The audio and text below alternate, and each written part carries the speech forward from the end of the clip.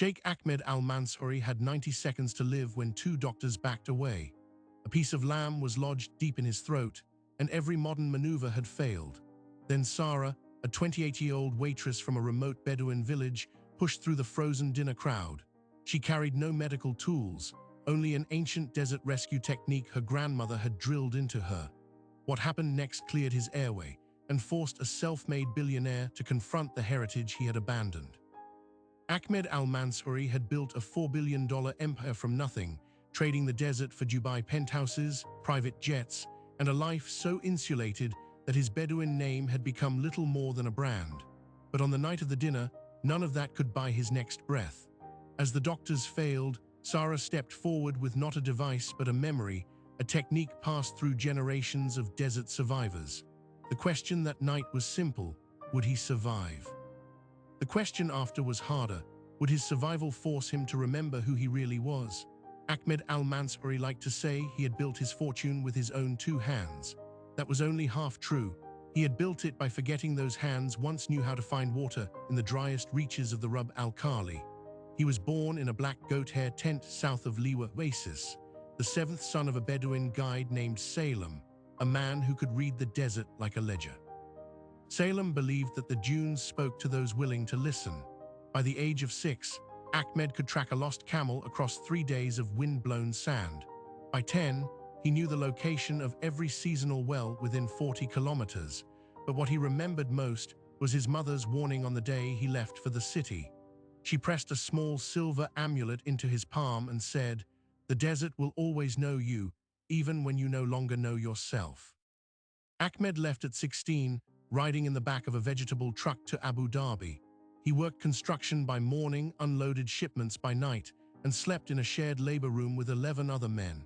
He learned English from the radio and accounting from a second-hand textbook. Within 5 years, he had saved enough to buy a used delivery van, then a small transport company, then a logistics network that moved goods across the Gulf. By 35, he had branched into real estate.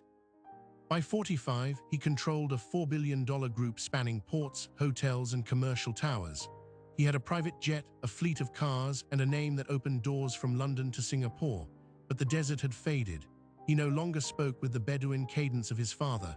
He corrected colleagues who called him Ahmed, preferring the more polished Mr. al-Mansouri. He had married once, a socialite from Beirut, but the union lasted less than 5 years. There were no children. No one to inherit the old stories. His extended family still lived in Liwa, but he sent them money through intermediaries and visited perhaps once a year, if business allowed. On the night in question, Ahmed was not thinking about his father's wells. He was thinking about a merger that would add a chain of luxury resorts to his portfolio and cement his place among the Gulf's most powerful men. The dinner had been arranged at the Pearl, the most exclusive private dining room in Dubai, a place where the waitlist for ordinary millionaires could stretch 6 months. That night, the room was reserved for Ahmed and 4 associates. 2 of them were doctors. Dr. Omar Rahul was a cardiologist educated at Harvard and Oxford, a man whose confidence was as polished as his shoes. He had known Ahmed for a decade and considered himself both friend and physician. Dr. Youssef Karam was a cosmetic surgeon to the wealthy, famous for faces that never seemed to age. They had never faced a medical emergency outside a hospital, but their faith in modern medicine was absolute. The other guests were a British investor named Malcolm Reed and a young Emirati lawyer named Rashed, who handled Ahmed's most sensitive deals. And there was one more person in the room, though no one at the table noticed her. Sarah Humaid had been working at the Pearl for 2 years. At 28, she was slight, quiet, and exceptionally good at disappearing. She had spent her childhood in a village so remote that map applications still blurred its edges. Her father had been a date farmer until a stroke left him unable to work. Her mother cared for him while Sarah and her brothers scattered to the cities in search of wages. Sarah had landed in Dubai after a friend from her village got her a job with a catering company. She was promoted to the Pearl because she could memorize a 12-course tasting menu and serve it without a single error. But the skill that mattered that night had nothing to do with service. It had come from her grandmother, a woman named Fatma, who had spent 80 summers in the desert and had delivered more Barbies than any hospital in the region. Fatma had taught Sarah a method she called the breath of the ancestors, a choking rescue technique passed down through Bedouin women who had no access to modern medicine. It combined a pressure point beneath the jaw with a specific back strike and a tilted position, a method Sarah had practiced on bundles of cloth until her hands remembered it better than her mind. Sarah had never used it on a real person. She had never imagined she would. The dinner began at 9. The first course was a saffron broth with gold leaf, the second a seared scallop no larger than a coin. Ahmed worked through the room like a man who expected no rejection. He had not slept well in weeks. The merger had hit a snag over valuation, and his lawyers had spent the afternoon drafting compromises. He was tired, hungry, and slightly irritated by the slow pace of the service. When the main course arrived, a cut of lamb tender enough to collapse at the touch of a fork, he cut a generous piece and spoke between bites. "Gentlemen," he said, "I did not bring you here to admire the view. By Monday, this deal must be final." Then he placed the piece of lamb in his mouth and turned to answer a question from Malcolm Reed. And that was the moment everything changed. The meat shifted, his airway seized, and the richest man in the room began to die in silence. The room did not realize at first. Ahmed remained upright in his chair, fork still in hand, while his eyes went wide above the table. It was Malcolm Reed who noticed the color drain from Ahmed's face, then darken. He opened his mouth to speak, but Ahmed's lips moved without sound. His free hand rose to his throat, then to his collar, clawing at the bespoke shirt as though the fabric itself had become a noose. Dr. Omar Rahul was the first out of his chair. He had trained at Harvard and Oxford, but no textbook had ever prepared him for watching a $4 billion friend choke to death in a private dining room. He wrapped his arms around Ahmed from behind, pressed a fist below the ribcage and drove upward. Once, twice, 3 times. The room held its breath. Ahmed's body bucked against the grip, but no obstruction came. His face slipped from red to a deep, mottled purple. Dr. Youssef Karam tried next. He pushed Omar aside and repositioned Ahmed against the table. He delivered 4 sharp blows between the shoulder blades, standard first aid, the kind taught in every corporate safety course, but the lamb had lodged at an angle too deep for ordinary force. Ahmed began to stagger, his knees buckled, and the 2 doctors lowered him to the marble floor between the table and the window. Malcolm Reed shouted for someone to call an ambulance. A manager from the Pearl burst through the service door, phone already in hand. The waitstaff shrank against the walls. 3 minutes. That was the window before brain damage became irreversible. Ahmed had already used half of it. His lips were blue, his eyes unfocused. Dr. Omar tried the Heimlich again on the floor, but the angle was wrong. Dr. Youssef searched his pockets for a pen, a tube, anything, but found only a Mont Blanc and a valet ticket. No one noticed Sarah Humaid until she stepped out of the service corridor. She had been watching from the butler station near the wine wall, her tray discarded, her hands shaking. She had seen choking before, not in this room, but in the Dustan Palm village, where her grandmother had taught her that the body sometimes needed help remembering how to live. The old woman had called the technique the breath of the ancestors. Sarah had learned it as a child, pressing her small fingers beneath the jaw of a cloth dummy, learning the exact point where the throat unlocked. Her grandmother had made her promise one thing: the technique was not for strangers. It was for family, for the caravan, for the people of the sands. Because the breath of the ancestors was not just medicine, it was a trust. And if the wrong people saw it, they would either steal it or destroy it. Sarah pushed through the double doors anyway. She crossed the dining room in 7 strides, past the frozen investors and the panicked manager. Dr. Omar looked up, saw her white server's jacket, and said something sharp, but Sarah did not stop. She knelt beside Ahmed and touched his jaw with 2 fingers, finding the small hollow beneath the bone. Ahmed's body went rigid, then relaxed just slightly. "Turn him onto his side," she said. Her voice was low but absolute. His head must be lower than his chest, 30 degrees. The doctors hesitated. Protocol said abdominal thrusts. Protocol said back blows. Protocol did not include a waitress giving orders over a dying billionaire's body. But Ahmed's chest had stopped rising. Dr. Omar rolled him over, using his own shoe as a wedge to prop the angle. Sarah pressed the point under Ahmed's jaw again. Then she brought the heel of her palm down between his shoulder blades, not with wild force, but with a precise strike that followed the line of the spine. The first blow produced nothing. The second shifted something deep in his throat. The third, delivered while she held the pressure point firm, sent a chunk of lamb the size of a thumb flying onto the marble floor. Ahmed convulsed. A horrible wet gasp tore through his throat, then another, then a ragged pull of air that sounded like salvation. His eyes flew open and found Sarah's face above him. Tears were already streaming down her cheeks. The room erupted. Malcolm Reed began to weep. The manager dropped his phone. Dr. Youssef sat back against a chair, staring at the piece of meat as if it had personally insulted him. Dr. Omar checked Ahmed's pulse, then his pupils, then sat in silence, unable to process what he had witnessed. Paramedics arrived 6 minutes later. They were efficient, professional, and visibly confused when told that the patient was already breathing. Ahmed was loaded onto a gurney, an oxygen mask covering his face. But before they wheeled him out, he pulled the mask aside and grabbed Dr. Omar's sleeve. His voice was a whisper, ruined and desperate. "The woman," he rasped, "find her." But Sarah was already gone. She had slipped back through the service door the moment the paramedics entered. In the hallway, she pressed her back against the cold wall and let the shakes come. Her grandmother's warning rang in her mind. She had saved a stranger. And in doing so, she had broken the oldest promise of her family's lineage. She did not yet know how much that disobedience would cost. Within 20 minutes, the Pearl's security team found her. 2 men in black suits escorted her not to the exit, but to a back office near the loading dock. The hotel's legal counsel, a thin woman named Rainier, asked the same question 7 times. "What exactly did you do to Mr. Al-Mansouri?" Each time, Sarah gave the same answer. "Grandmother, the pressure point, the back strike, the breath of the ancestors." Rainier wrote everything down and told Sarah to wait. No phone, no leaving.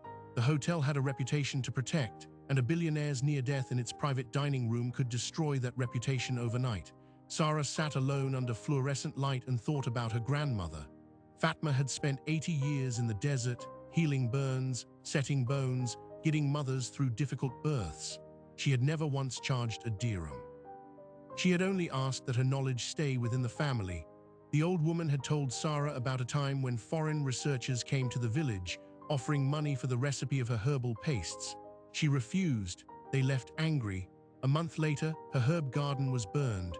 No one was ever caught. Now Sarah had performed the most secret part of that knowledge in front of doctors, investors, and half a dozen waiters. She did not regret saving Ahmed. But she began to understand that the world outside her village did not receive such acts with gratitude alone. The first video appeared just after midnight. A guest had recorded the rescue on his phone, ignoring the discreet signs that prohibited photography. The clip showed a man turning purple, doctors fumbling, and a young woman in a white server's jacket bending over him with eerie calm. The moment the lamb dislodged, the audio caught a collective gasp, then applause, then someone shouting, "She saved him." By morning, the video had 4 million views, then 10, then 30. The algorithm fed it into every feed from Dubai to London to New York. The comments were a storm. Most praised the mystery waitress as a hero. But a growing faction asked the same question the Pearl's lawyers had asked. What did she do? Was it safe? Who gave her the right to put her hands on a patient when doctors were present? Dr. Omar Rahul, his pride wounded and his reputation at stake, gave an interview to a local news channel. He praised Sarah's courage, but also called her technique unverified, possibly dangerous, and far outside approved medical protocols. He did not mention that his own approved protocols had failed. That detail did not matter. Within hours, the Dubai Health Authority announced that it would review the incident. A spokesperson used a phrase that sent a chill through Sarah's family: unauthorized medical intervention. When Sarah was finally allowed to leave the Pearl at dawn, she found her phone flooded with messages. Her brother Ali, an electrician in Abu Dhabi, had seen her face on the news. He called 6 times. When she answered, his voice was afraid, not proud. "They are saying you practiced medicine without a license," he said. "Sarah, do you understand what that means here? They can arrest you. They can make an example. Sarah stood on the curb, watching the first light touch the towers of Deira. She had saved a man's life. And now the machinery of the city that employed her was asking whether that act had been a crime. But the greater shock was still waiting in her text messages. A number she did not recognize had sent a single line in Arabic. "Your grandmother is watching, child, and she is not pleased." Sarah stared at the screen until the words blurred. The desert had found her, and it had not come to thank her. The message had no name, only a number from a satellite phone. Sarah stood on the curb and typed a reply with shaking fingers. "Who is this?" The answer came back almost instantly. "Not someone who wishes you harm, child. But the desert has ears and the city has cameras. What you did was seen by more than the guests in that room. Come home before it is too late." Sarah did not go home. She went to her shared apartment in Satwa, locked the door, and sat on the floor with her back against the bed. Her brother Ali called again. This time he was not alone. She could hear the voices of her aunts in the background, all of them speaking at once. The family council in the village had seen the video. They had recognized the hand position. They knew exactly what she had done. The village elders had one command: deny everything. Tell the world it was only standard back blows, nothing more. If she admitted to using the breath of the ancestors, she would break a covenant that had protected the family for 6 generations. Sarah listened until the voices blurred, then ended the call. She turned off her phone and let the silence settle. But silence was no longer possible. The video had crossed every border. Her face was on morning shows from Cairo to Chicago. The server who saved a billionaire, the waitress with the miracle hands. Some called her a hero, others called her a fraud, a few called her dangerous. The more the video spread, the less it belonged to her. It became a symbol, and symbols, she would learn, invite enemies. Ahmed al-Mansouri woke in a private suite at Dubai's American hospital on the second day. His throat was raw, his chest bruised, but he was alive. His first words were not about the merger or the company. They were about Sarah. "Where is she? Why hasn't anyone brought her to me?" His team had tried. Sarah had refused every call. She did not want his money, his gratitude, or his attention. That answer did not satisfy Ahmed. He had spent his entire life believing that every problem had a price and every debt could be paid. He did not yet understand that some debts cannot be settled with a wire transfer. He summoned his head of legal affairs, a British-trained attorney named Farid, and gave him a simple order: make sure the woman who saved my life is protected. Farid promised to handle it, but Farid was already handling something else. The Dubai Health Authority had opened a formal review, and the doctors who had failed so publicly were not staying silent. Dr. Omar Rahul gave an interview on a leading news channel 2 days later. He sat in a crisp suit and spoke with measured calm. "What happened at the Pearl was a miracle, yes," he said, "but it was also an unauthorized medical act. Miss Humaid is not trained. She is not licensed. She could have killed a man in front of the most important people in this city. We should be asking why a waitress felt empowered to override 2 physicians." He did not say that she had succeeded. He did not say that his own attempts had failed. He did not say that without her, Ahmed would be dead. The omission was deliberate, and it worked. Within hours, mainstream headlines shifted from "Waitress saves billionaire" to "Doctors raise concerns over unlicensed rescue." Pundits debated whether bravery was enough. Legal experts warned that Sarah could face charges for practicing medicine without authorization. A member of the health authority told a newspaper that the incident had exposed a dangerous gap in public understanding of first aid protocols. Sarah became less a hero and more a case study. Then Dr. Youssef Karam added fuel. In a separate interview, he claimed he had been about to perform a surgical airway when Sarah intervened. He said her technique had delayed proper care. He did not mention that he had been holding only a pen and a valid ticket. He did not mention that Ahmed's lips were already blue, but the public could not know that. They only saw 2 credentialed men and 1 frightened waitress. The family in Liwa saw it too. Sarah's cousin Hamd called from the village with a warning that froze her blood. The elders were no longer just angry, they were afraid. They believed the attention would bring outsiders to the village, outsiders who would ask too many questions about the old knowledge. Some families had already stopped speaking to Sarah's mother. Her grandmother had cried for 2 days straight. saying she should have taken the technique to her grave. Hamd begged Sarah to retract her story, say it was luck, say it was nothing, but the truth had already escaped. On the 5th day after the dinner, a courier delivered a thick envelope to Sarah's apartment. She opened it and found legal documents printed in English and Arabic. The letterhead read, Airway Dynamics LLC, Wilmington, Delaware. The cover letter accused Sarah Humaid of infringing on multiple patents related to a combination pressure point and percussion airway clearance method. It demanded she cease and desist from publicly describing or performing the technique, destroy any instructional materials, and issue a statement acknowledging that the method belonged to Airway Dynamics. Sarah read the letter 3 times before the words made sense. She was being sued for using her own grandmother's knowledge. She was being told that a corporation in Delaware owned the rights to a technique passed down through centuries of Bedouin women. Ahmed's attorneys found out the next morning. Farid brought the news to Ahmed, who was still recovering at his penthouse in Dubai Marina. Ahmed listened in silence, his face unreadable. Then he asked one question, who owns Airway Dynamics? Farid did not need to check his notes. The company was founded 20 years ago by a man named Henry Shaw III.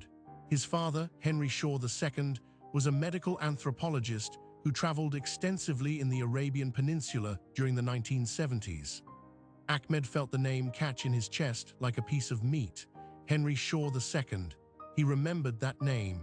He had heard it years ago, whispered in the corridors of the hospital where his wife Amira had been treated. The old American doctor had been a consultant on a project involving airway disorders. He had also been a donor. A plaque with his name had hung outside the oncology ward where Amira spent her final months. Find out everything about that family, Ahmed said quietly, and do it without making noise. Farid nodded and left, but Ahmed did not need to wait. The connections were already forming. Henry Shaw II had spent time in the empty quarter in the 1970s, living with Bedouin tribes, observing their healing practices. He had published a paper in a minor medical journal claiming to have discovered a new method for choking relief. The paper had been largely ignored, but his son had turned that paper into a patent portfolio and a company that now sold a handheld device used by emergency responders in 12 countries. The device used a pressure point under the jaw and a mechanical percussion plate to dislodge airway obstructions. It was Sarah's grandmother's technique, packaged in plastic and sold for $800 a unit. And now Airway Dynamics was trying to erase the origin of its own stolen intellectual property. They had sent Sarah a legal threat because they knew the video had given her a platform.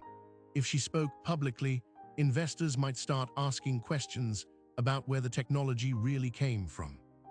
So they needed to silence her before she became credible, but they had made one critical mistake. They had threatened the woman who saved the life of a man with $4 billion and a reason to fight. Ahmed called Sarah directly that evening. He did not use an assistant. He did not start with pleasantries. He said only, I know what they are trying to do to you, and I will not allow it. Sarah was standing in her kitchen, the cease and desist letters spread across the counter. She wanted to tell him to stay away, that she had already brought enough chaos, but something in his voice stopped her. He did not sound like a billionaire. He sounded like a man who had finally found an enemy worth fighting. Why are you helping me? She asked. You owe me nothing. I did what I did because I could not watch you die. Ahmed was silent for a long moment. Then he said, because my wife died in a hospital that carried the name of the man who stole your grandmother's knowledge. And I have spent 2 years asking God why I could not save her. Now I am starting to wonder if the people who wore white coats and took my money were ever trying to save her at all. The line hung in the air. Sarah felt the ground shift beneath her. This was no longer about a choking incident. It was about a decades-old theft, a dead wife, and a corporation that had built an empire on the bones of Bedouin secrets. She took a breath and said, then tell me what happens next. Ahmed's answer was immediate. Next, you stop hiding. You tell the truth not to the newspapers but to the people who matter, the village elders, the health authority, the courts if necessary, and you do it with the best legal team money can buy. He paused, then added, but first you come to my office. Alone, I need to show you something you will not believe unless you see it with your own eyes. Sarah arrived at his office the following afternoon. she was prepared for more legal threats. She was not prepared for what Ahmed showed her. On a screen across from his desk, he projected a series of old photographs. The first showed a young American man with a mustache and a khaki expedition jacket standing in front of a black goat hair tent. The second showed that same man sitting beside a Bedouin woman with dark eyes and a weathered face. The third showed him holding a notebook, writing while the woman demonstrated a hand position on a child. Sarah leaned forward.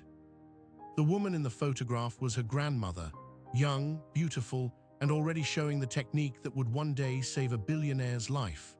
And the man with the notebook was Henry Shaw II. Ahmed pointed to a document beside the photos. It was a handwritten letter, dated November 1974, addressed from the American doctor to his university. In it, he wrote, "The method described by the Bedouin healer Fatma is unlike anything in Western medicine.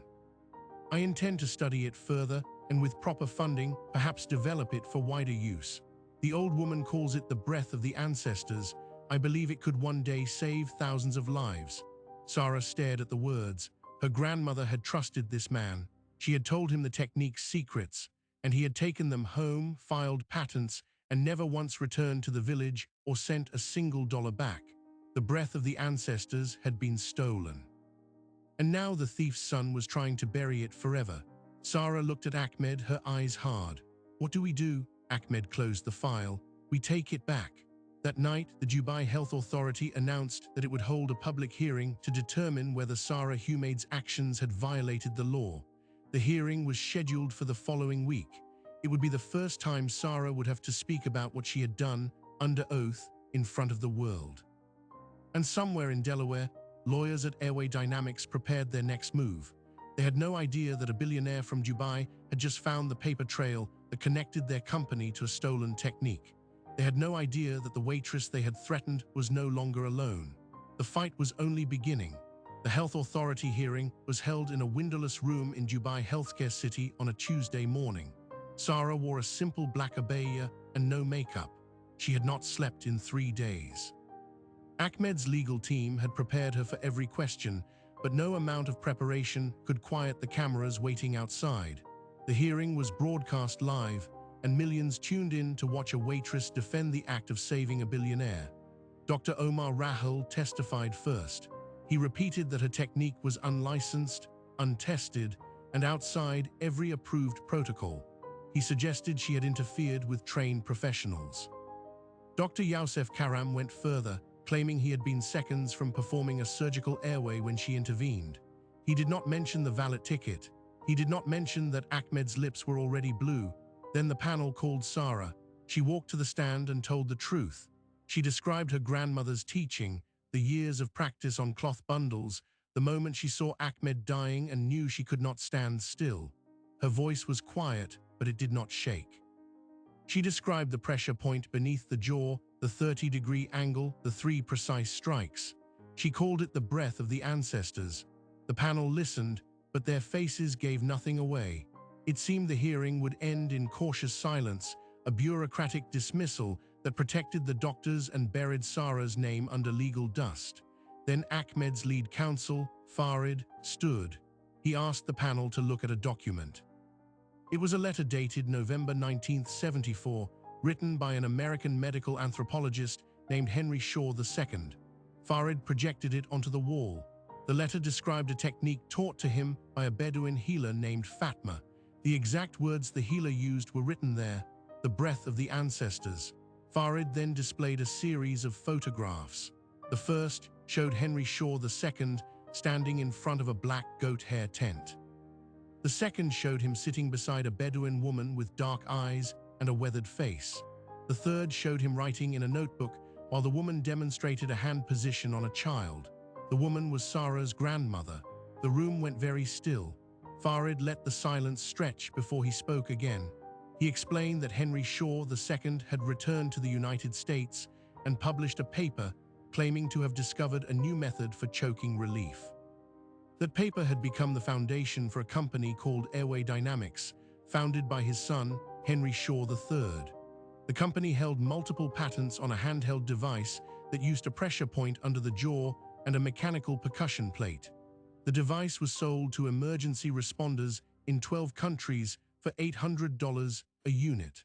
Then Farid produced the cease and desist letter Airway Dynamics had sent Sarah just days earlier. The letter accused her of patent infringement and demanded she destroy any instructional materials related to her grandmother's technique.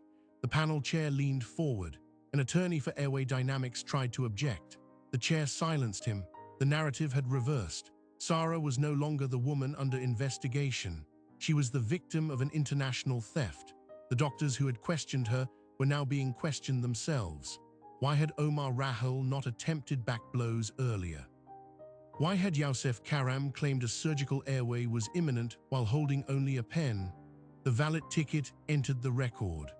After 4 hours, the panel dismissed the case, ruling that Sarah had acted as a good Samaritan in a life-threatening emergency, that her technique had saved a life, and that no unauthorized practice had occurred.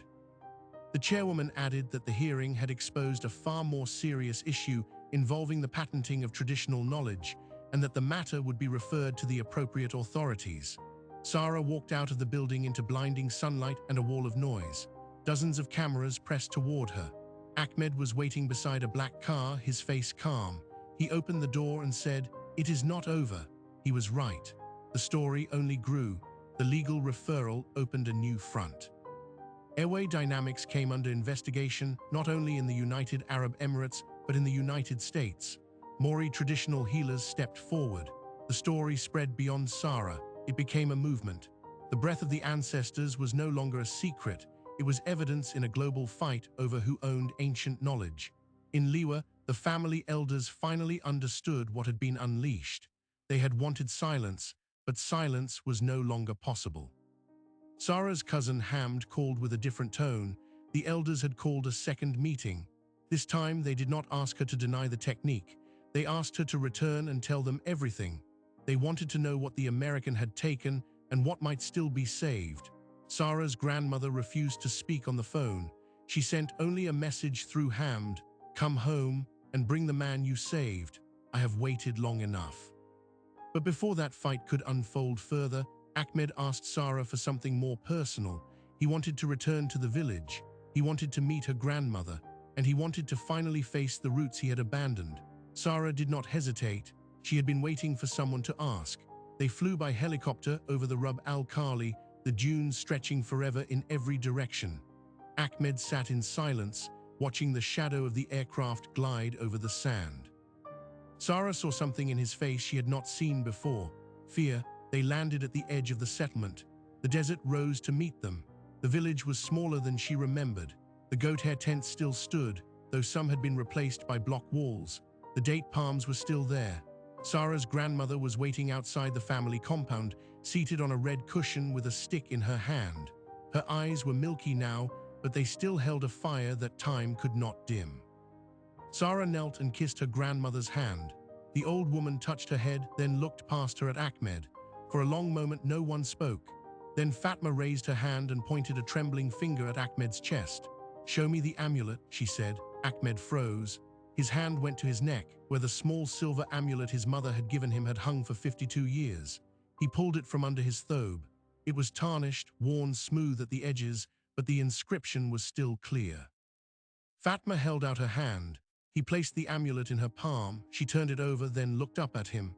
"I gave this to your mother when you were born," she said. "She came to me because no hospital would take a Bedouin woman. I delivered you in the back of my tent. You almost did not breathe. I used the same technique on you that Sarah used on you in that restaurant. And when your mother left, I gave her this amulet and told her to teach you the desert." Her voice cracked.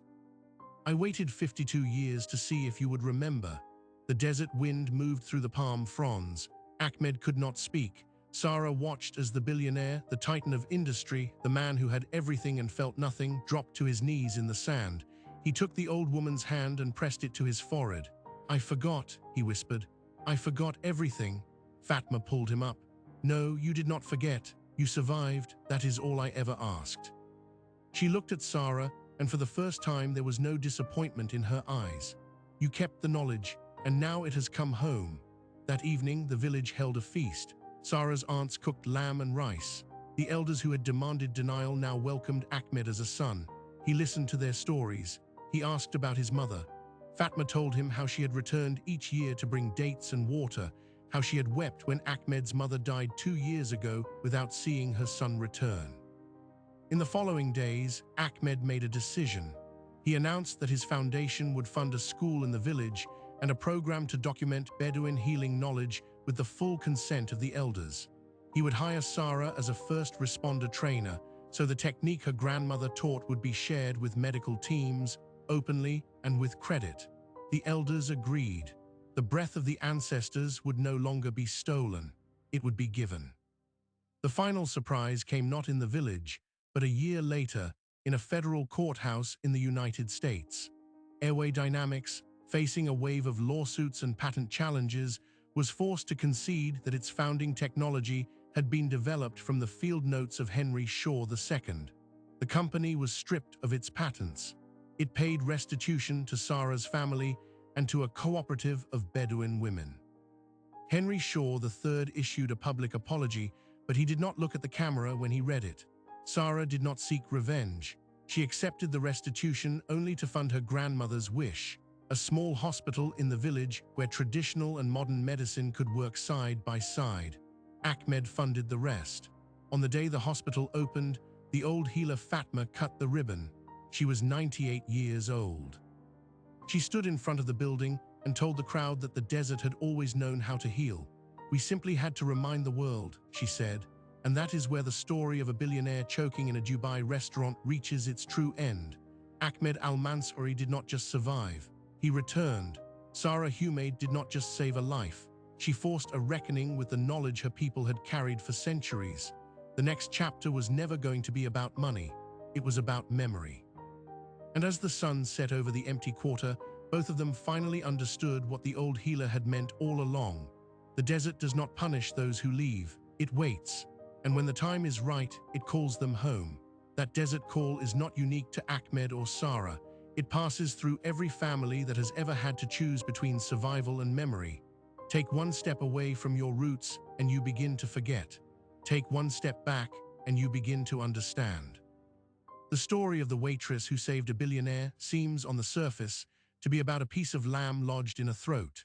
But it was always about something older. It was about whether the knowledge of ordinary people can survive a world that prefers to patent, package, and sell it. And it was about what happens when one woman refuses to let that knowledge die in a dining room where money was supposed to make death impossible. Sarah Humaid did not become a hero because she knew a secret technique. She became a hero because she acted when credentialed men froze. She valued the man over the protocol, the life over the liability. That choice made enemies. It also made allies. And in the end, it made a reckoning that no court could fully resolve, because the real verdict belongs to the people who pass knowledge down in kitchens, tents, and village homes far from any camera. Ahmed Al-Mansouri learned the hardest lesson a wealthy man can learn: not everything can be bought. Respect cannot. Ancestry cannot. The memory of a mother who gave you an amulet and asked only that you remember her. Those things are returned only by going back, by sitting in the sand, by letting an old woman hold your hand and say, "I have been waiting." The lingering question is not whether Airway Dynamics stole a technique. They did. It is not whether the doctors should have done more. They should have. The question is what each of us carries that the world does not yet value. What practice, what phrase, what quiet instruction from an elder could one day save a stranger? And what would we do if protecting it meant breaking a promise, standing in front of cameras, and refusing to stay invisible? Sarah already gave her answer. She stood, she acted, she told the truth. And the desert welcomed back both the healer and the one who had forgotten. If this story moved you, let us know in the comments. What piece of knowledge has been passed down in your family, and would you use it to save a life? Like this video, share it with someone who believes ancient wisdom still matters, and subscribe so you never miss the next true story. The desert is still speaking. The only question is whether we are willing to listen.